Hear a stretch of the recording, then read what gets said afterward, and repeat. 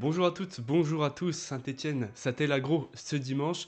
Les Verts se déplacent au Parc des Princes à l'occasion de la 17e journée de Ligue 1 pour affronter le Paris Saint-Germain. Aujourd'hui, on va débriefer cette rencontre, enfin plutôt on va revenir en détail sur la rencontre de ce week-end. Et encore une fois, pour vous avant-match, je suis parfaitement accompagné cette fois-ci avec Romain de Peuple Vert. Comment te portes-tu aujourd'hui?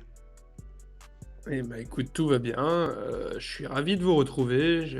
Joss Randall m'avait remplacé la semaine dernière, mais là, cette semaine, on l'a laissé à l'EHPAD. C'est ça. Sylvain, comment vas-tu de ton côté?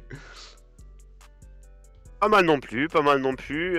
Comme je l'ai dit dans les CNC lundi, j'étais ravi de la prestation de ce week-end et très curieux de celle à venir contre Paris. C'est ça, une prestation qu'on va dans un premier temps évidemment débriefer dans les grandes lignes, puisqu'on a eu le temps de revenir dessus, notamment pendant le SNC et puis sur votre site Peuple Vert. Et puis on va également se projeter sur la rencontre de ce week-end, et puis notamment sur la forme du Paris Saint-Germain avec notre intervenant, enfin avec l'intervenant Yacine Amened, donc spécialiste du sujet, donc pour une rencontre diffusée sur DAZN. Évidemment, période mercato l'impose.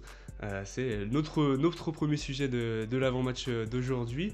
On parle de plusieurs départs, mais aussi de plusieurs pistes qui semblent s'activer. En tout cas, la semaine n'a pas forcément été de tout repos. Romain, si je te parle de mercato, de quoi est-ce que... détaille-nous un petit peu ce qui se passe ces dernières semaines. Eh ben, ça, c'est un petit peu le fil rouge du mois, hein, et tous les supporters l'attendent parce qu'il y a un effectif qui reste à peaufiner, hein. On l'a vu sur les derniers mois de compétition. Et il n'y a rien qui fuite. Outre, c'est très très calme en tout cas. Alors, bah, je vais essayer de faire un point, hein, sur ce que nous on sait. Alors, il y a déjà en termes de poste, on connaît les priorités du club. L'idée, c'est de faire entre 2 et 3 recrues au courant d'hiver. La priorité, c'est vraiment de faire un défenseur central à axe droit. Donc, on avait sorti la piste à Dilson Malanda qui joue actuellement FC Charlotte.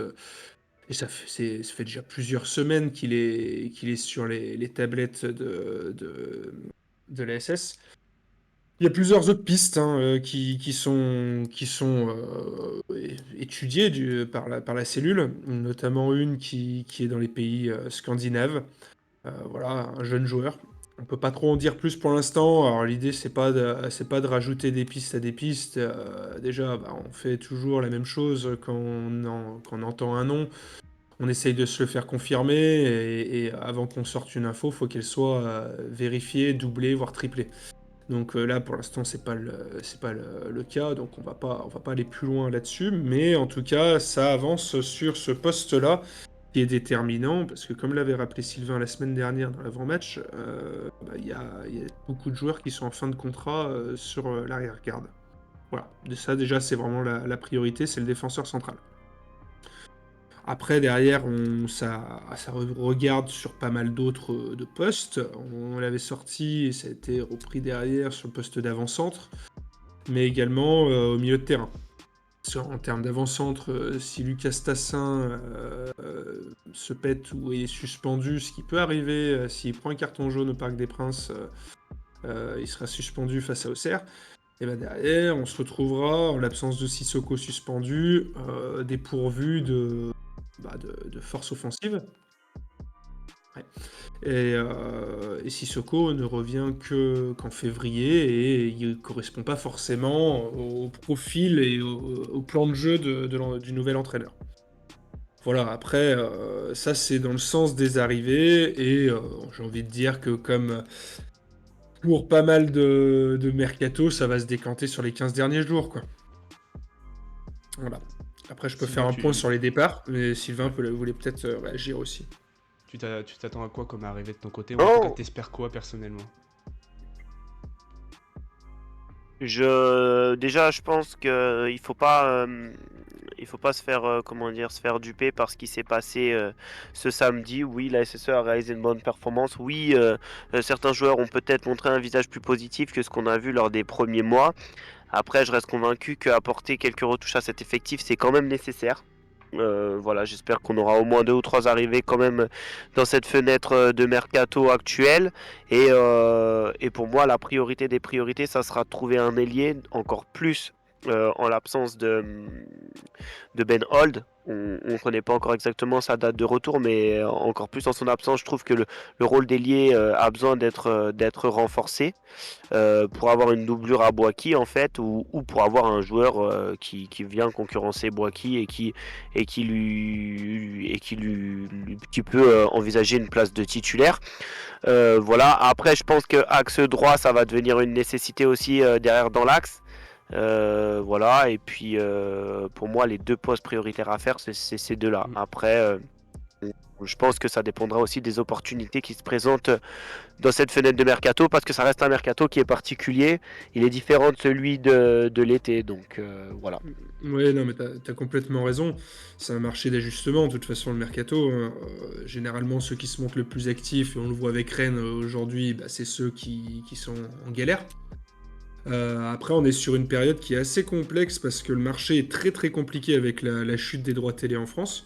En gros, tout le monde veut vendre, mais personne n'a forcément d'argent pour acheter, en tout cas en France. Donc, si tes joueurs n'intéressent pas à l'étranger, et ben, ça devient vite compliqué. Mm. Et à Saint-Étienne, c'est d'autant plus complexe qu'on a d'une part plusieurs joueurs qui ont des salaires importants, qui sont qui sont trop limités pour la Ligue 1 et qui sont pas du coup pas forcément pressés de partir parce que le marché est très calme. Alors ça peut s'agiter, je pense notamment à Anthony Briançon qui a des touches en Ligue 2 et notamment. Mais sinon, c'est plutôt calme. C'est plutôt calme du côté des départs. Et à côté de ça, Saint-Étienne n'a pas la volonté. Ils ont déjà fait beaucoup d'investissements l'été dernier. Et il n'y a pas la volonté d'aller arroser. Et il l'a parfaitement dit, Ivan Gazidis, lors de sa prise de parole sur Bein, avant Marseille, je crois que c'était. Tout ce qui va être fait sera fait pour l'avenir. Voilà. Donc, faut pas s'attendre à voir des joueurs avec des salaires très confortables arriver. Voilà, à mon sens en tout cas. C'est ça, une équipe de Saint-Etienne en quête de recrues pour l'avenir, comme tu disais. Et puis également, donc, pour passer au sujet suivant, un Paris Saint-Germain en quête de résultats pour perdurer en Ligue 1. Donc évidemment, les Parisiens sont premiers du championnat, pas beaucoup de surprises sur ce point-là. Puis notre spécialiste du sujet, Yacine Amned, revient sur justement les enjeux de la rencontre dans un extrait. Je vous laisse écouter ça.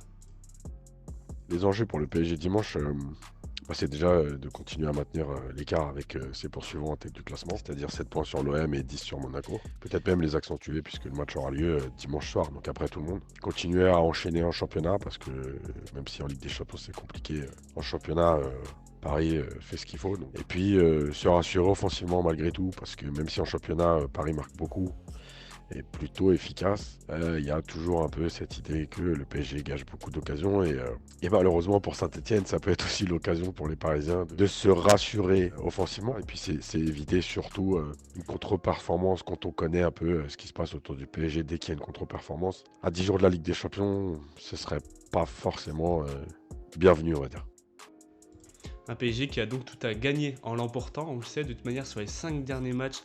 Le Paris Saint-Germain a marqué 12 réalisations, puis ils n'ont plus connu de défaite depuis le 26 novembre dernier, toutes compétitions confondues en tout cas face au Bayern de Munich. Cette saison, ils n'ont jamais perdu en Ligue 1, donc Saint-Etienne va quand même s'atteler à un gros morceau ce week-end. Pour les dernières prestations, c'était le 5 janvier, victoire 1-0 pour le Trophée des Champions. En Ligue 1, c'était face à la même équipe le 18 décembre. Dans un match un peu, je ne sais pas si vous avez suivi le match, dans un match un peu à scénario, puisque mené à l'heure de jeu, Dembélé inscrit un doublé et Ramos conclut pour le 4-2. Des Parisiens qui ont battu Lille, Marseille, Lyon, Monaco, donc on est vraiment sur une équipe au-dessus du lot, il n'y a pas vraiment de surprise. Alors, je vous pose la question, messieurs, est-ce qu'on peut parler d'une équipe inaccessible pour l'ASS ? Je vais prendre la parole. Paris, c'est 16, sur 16 matchs, c'est 12 victoires, 4 nuls, 0 défaite. meilleure attaque avec 44 pions et meilleure défense avec 14 buts encaissés. Une différence de but à plus 30. Bon voilà, je crois qu'on a tout dit, hein. On s'attaque à un très gros morceau. Autant en Ligue des Champions, il se liquifie un petit peu, autant en Ligue 1, il laisse vraiment très peu de miettes. Très très peu de miettes. Voilà.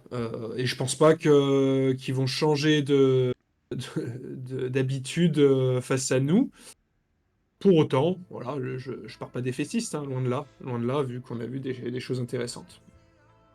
Sylvain, de ton côté, Et puis au-delà, comment est-ce que tu abordes cette rencontre?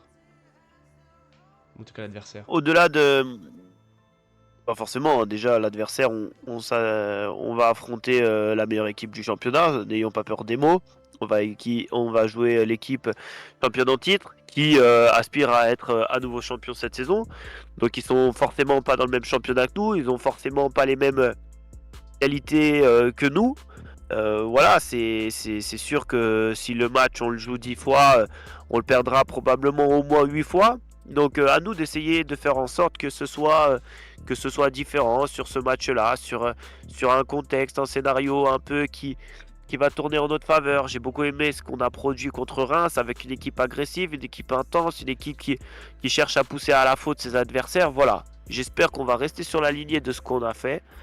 J'espère qu'on va pas trop respecter ce Paris Saint-Germain parce que le risque de jouer contre une équipe qui est forcément beaucoup plus forte que soi, c'est de trop la respecter et de du coup lui laisser un certain confort qui va nous être préjudiciable et qui va nous coûter probablement la défaite. Je fais confiance à notre nouveau coach pour éviter cela et puis voilà, il faut quoi qu'il en soit travailler sur ce projet de jeu qu'on veut installer. Il faut faire avancer les garçons dans des matchs comme ça où c'est bénéfique de jouer face à des grands joueurs comme ça les fait progresser davantage. Donc il faut tirer le maximum de ce qu'il est possible de tirer de ce genre de rencontre, de prestige. On est quand même sur une équipe qui a fait le point du nul face à Reims avec un 1, 0-0 face à Auxerre. Pareil, 1-1 face aux Canaries de Nantes. Est-ce que tu crois à ce genre d'exploit-là, Romain, de ton côté, voir l'ASS capable d'aller arracher le nul après la prestation face à Reims? Oh, bien sûr, ça. Pardon. Bien sûr, ça reste du foot, hein. Alors, j'allais dire, ils sont prenables. C'est facile à dire. J'ai envie de dire, là, on a retrouvé une confiance, nous, c'est quelque chose, hein.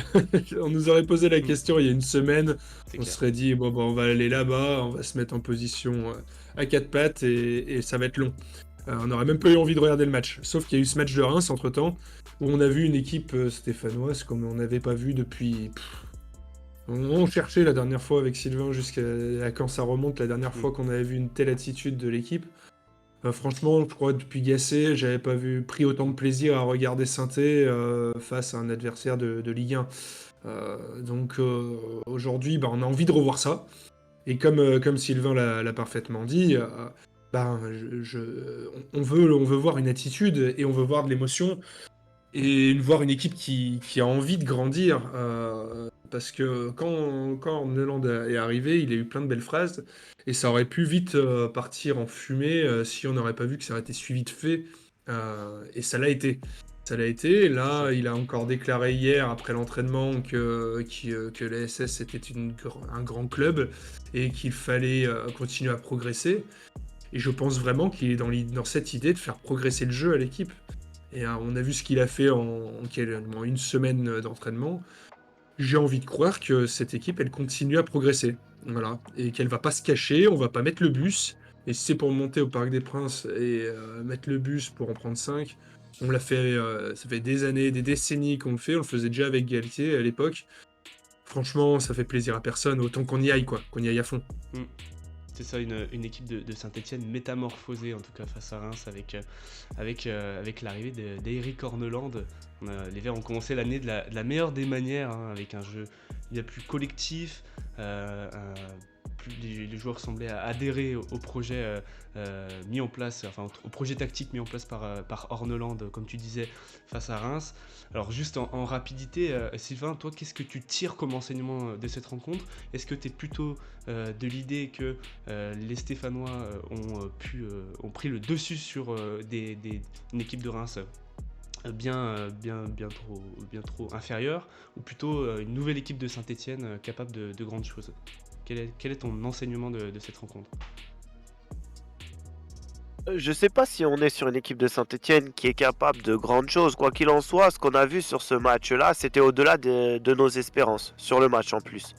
L'entraîneur arrive, il a à peine une semaine pour mettre en place ses principes de jeu, et d'ailleurs ils sont pas en place, hein. Il a donné les premières lignes de son idée de jeu, mais il a probablement plein de choses à mettre en place encore.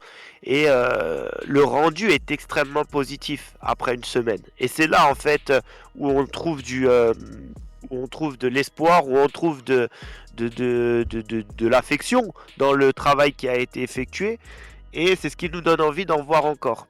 Aller au parc comme l'a justement dit Romain, pour être dans une situation défensive et attendre simplement que le verrou saute en espérant qu'il saute jamais avec un concours de circonstances, malheureusement c'est quasiment mission impossible. On a vu en plus nos difficultés sur les matchs à l'extérieur. Donc voilà, moi c'est surtout la notion de match à l'extérieur où je les attends. À domicile contre Reims, ça a été bien. Ça a été satisfaisant. Le résultat, il est à la hauteur de ce qu'on voulait. La production globale, la production collective, elle est à la hauteur, même au-delà, comme je disais, de ce qu'on voulait. Maintenant, il faut voir à l'extérieur. Le premier match est très compliqué. On joue face au champion au titre. On joue face à la meilleure équipe du championnat. Mais encore une fois, comme je l'ai dit, c'est aussi un moyen de placer le curseur sur le travail qu'il y aura encore à effectuer, de mettre en avant les choses qui fonctionnent bien et de travailler sur les choses qui auront besoin d'être améliorées, tout simplement. Romain, on Moi, a si je vu. peux, Vas-y. ouais, si je peux juste réagir. Là où va falloir monter le curseur, d'autant plus face à une équipe comme Paris, ça va être sur l'efficacité. Si tu veux espérer quoi que ce soit contre le PSG, il faut pas que tu tires sur le poteau, faut être tueur. Il va falloir que tu sois tueur et dans les deux surfaces. Là, on a vu que c'est là où on a pêché, hein. Reims, ils viennent une fois dans notre surface en première période, ou presque. Apia, il fait sa seule erreur du match, il fait un balai et ça finit au fond. Sur cette même première période, tu as au moins 2, 3, voire 4 occasions d'ouvrir la marque, et tu le fais pas. Et ça, si tu le fais pas contre Paris, alors c'est vrai en Ligue 1, mais c'est d'autant plus vrai contre les meilleurs de Ligue 1, mais c'est le foot, c'est comme ça, hein. Si t'es pas tueur, t'auras pas 15 000 occasions au parc. Par contre, si tu arrives à aller les chercher et ouvrir la marque, en tout cas, pas prendre de but dès le début du match, eh ben, peut-être que tu peux espérer quelque chose. Et de toute manière, c'est sur cette efficacité-là, parce qu'il y a de la créativité où il fallait être bien meilleur, mais il y a aussi sur l'efficacité où on pêche depuis le début de saison. Donc voilà, c'est les deux choses qu'il faudra améliorer face à Paris. Ouais, messieurs, Et puis il faut contextualiser une chose aussi. Vas-y. Il faut contextualiser une chose aussi, c'est que si tu rentres du parc en ayant perdu, il n'y a rien de dramatique non plus. Je pense que c'est malheureusement triste à dire, mais c'est entre guillemets la logique dans 90% des cas. Donc, autant y aller, autant essayer de donner le meilleur visage possible, et advienne que pourra. A C'est la contrario, question que j'allais vous... excuse-nous, on te coupe un petit peu, Colin, on t'en enchaîne, mais à contrario, si tu montres pas les mêmes intentions, le même état d'esprit, la même combativité, le même pressing, la même intensité, on va se dire, ah ok, bah c'était du one shot. Hmm. Et là, bah, le soufflet il retombe illico presto, alors on a tous récupéré le smile depuis une semaine, hein, vu comme on les a vus jouer. Là, je pense que au-delà du résultat, c'est vraiment l'attitude sur laquelle on va tous les attendre. Voilà. Le reste, après, j'ai envie de dire, c'est pas secondaire, mais presque. L'objectif, ne pas casser la dynamique, en tout cas, c'est surtout ça que vous voulez voir, en fait. Une équipe qui continue de faire ce schéma de jeu-là et cette intention-là dans le jeu. Ouais, et puis moi j'ai envie de voir un Zurico Davitashvili aussi dans cette position un peu plus axiale. Je pense que c'est un joueur qui c'est pas un ailier pur, hein. On le voit déjà, il joue faux pied, donc C'est pas un gars qui mange de la ligne pour envoyer des centres, hein. C'est pas un Franco Nora, loin de là. Lui, son style, c'est plutôt de rentrer intérieur. Et je pense même qu'il a été recruté pour ce style de jeu-là, un peu comme un Benold. Et je pense qu'il peut s'éclater face à Paris, je sais pas, mais en tout cas dans ce système de jeu. Donc je suis Hmm. curieux de voir un petit peu la relation qu'il va avoir avec Lucas Tassin, qui est clairement un peaufiné, et en le voyant un peu plus dans le cœur du jeu, parce qu'il peut faire mal, même à Paris. C'est sûr. Donc voilà. En tout cas, face à Reims, on a vu des jeunes jouer avec Nguessan notamment. Pardon. Là, on a beaucoup d'absences. Est-ce que vous pensez que c'est l'occasion d'essayer des nouveaux profils avec un Louis Mouton qui peut être remis au cœur du jeu, pareil, un Nguessan qui peut peut-être encore gratter un petit peu de temps de jeu, un Boakier qui est en plus de ça auteur d'un doublé la semaine dernière. Est-ce que vous pensez qu'Eric Orneland va continuer de tester des choses face à une équipe qui est bien supérieure à la nôtre?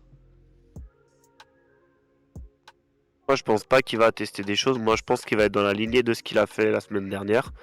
Il y aura la question, à mon avis, de Zoriko Davitashvili, mais pour le reste, à mon avis, ça sera le même 11 de départ que ce qui a été proposé contre Reims. Je pense que Davitashvili remplacera Cafaro et on partira sur cette équipe-là. Euh, que Nguessan ait plus de temps de jeu, on verra ce que le scénario du match nous offre. Pour répondre à cette question à l'avance, c'est quand même très difficile, mais il ne sera pas titulaire et il n'est pas prêt à l'être de toute façon pour le moment. Boki, je le vois continuer. De toute façon, il a fait un bon match. Lui, il a été efficace, contrairement à certains de ses coéquipiers, donc il n'y a pas de raison qu'il ne soit pas aligné à nouveau, à mon sens. Exactement. Oui, il y a peu de suspense sur la compo, hein. Alors tu dis qu'il y a beaucoup de blessés, pas plus que ça, j'ai envie de dire, hein, parce qu'on a Ivan Masson, mais c'est que des blessures longues. Thomas Monconduit, est-ce que c'est un blessé? Non. Est-ce que c'est encore un joueur de l'SS? Je sais même plus. Derrière, qu'est-ce qu'on a de blessures? On a Benold. Mais ça, Wadji, c'est... Voilà, Wadji. Benal, Wadji, Wadji qui Sissoko. pourrait être intéressant dans ce système de jeu pour rentrer dans le dernier quart d'heure et apporter de la profondeur. Il serait loin d'être inintéressant, mais malheureusement, on voit bien que physiquement, ça le fait pas. Donc à partir de là, pour moi, on n'a pas spécialement de blessés. Aujourd'hui, justement, on retrouve des forces vives qu'on n'avait pas en fin d'année, avec notamment un Boakier qui a été blessé, avec un AD qui a été blessé, et c'est là où je les attends un petit peu, notamment sur le mercato, c'est qu'on voit que dès qu'on perd un joueur de cette équipe type trouvé par Olivier Dalloglio, parce que c'est plus ou moins les mêmes joueurs, on n'a aucune marge. Voilà. Et faut pas se leurrer. Si demain Nadé et Zuriko se pètent, c'est de nouveau Kata. Mais en tout cas, j'ai peur de ça. Donc voilà. Voilà, c'est simplement ce que je veux dire. C'est ça. Bon, en tout cas, messieurs, merci. Comment ne pas finir cet avant-match avec nos traditionnels pronostics et justement notre expert du jour nous adresser ses pronostics dans un audio. Je vous laisse écouter ça. Mon prono, bon, même si Saint-Etienne reste sur une victoire contre Reims, je vois une victoire du PSG parce que c'est au Parc des Princes, parce que malgré tout le PSG est au-dessus en Ligue 1, parce que malgré tout le PSG gère plutôt bien les matchs de championnat, que ce soit avant ou après la Ligue des Champions d'ailleurs. Je pense qu'une victoire 3-1 du PSG, parce qu'on sait que le PSG c'est pas le genre d'équipe à marquer beaucoup dans le sens où ils ont rarement enfoncé la tête de leurs adversaires quand ils en avaient les moyens. Et c'est aussi régulièrement le genre d'équipe à prendre quand même un but. Parce qu'il y a toujours des temps faibles un peu avec ce Paris Saint-Germain. Ça me paraît plutôt logique. Une victoire 3-1 pour le PSG, donc sans trop de surprises. Messieurs, est-ce que vous attendez à un autre score? Quels sont vos pronostics pour la rencontre de ce dimanche, Romain, dis-nous. Si on prend la raison, on regarde les chiffres, on regarde les matchs, voilà, le talent, il y a pas de sujet. On est censé se faire aligner. Mais j'ai envie de surfer sur cette enflammade parce que ça fait des années qu'on mange de la merde et que ça fait pas de mal de s'enflammer un petit peu. Et j'ai envie de croire qu'on va confirmer les intentions et qu'on va faire quelque chose à Paris. Alors gagner, je pense pas. mais aller gratter un nul, un match un peu fou, 2-2, parce que c'est toujours très compliqué de défendre pour cette équipe. Donc voilà, ça sera mon prono 2-2. Romain, de ton côté, t'es d'accord avec le match nul? Alors Sylvain, oui. Pardon, Sylvain. Moi, je pense que moi, je pense qu'on va s'incliner malheureusement, mais que ça va servir de piqûre de rappel avant le match contre Nantes de la semaine prochaine, qui est à mon sens le plus important, qu'on va recevoir le FC Nantes à la maison. Quoi qu'il en soit, moi, je les attends sur le contenu, mais je suis assez d'accord avec Yacine et je pense qu'on va s'incliner 3. Ouais, une bonne défaite aussi de mon côté. Peut-être mon côté plutôt pessimiste, mais c'est vrai que cette idée-là de piqûre de rappel pourrait être pas mal pour bien lancer un projet, justement. Messieurs, merci pour votre disponibilité. Une rencontre que je rappelle qui jouera donc ce dimanche 12 janvier à 20h45 pour le compte de la 17e journée de Ligue 1 au Parc des Princes sous les ordres de Mathieu Vernis, de l'arbitre. Et puis une rencontre donc diffusée sur DAZN. Messieurs, je vous dis à très vite pour un prochain avant-match. Merci de nous avoir suivis et allez les Verts.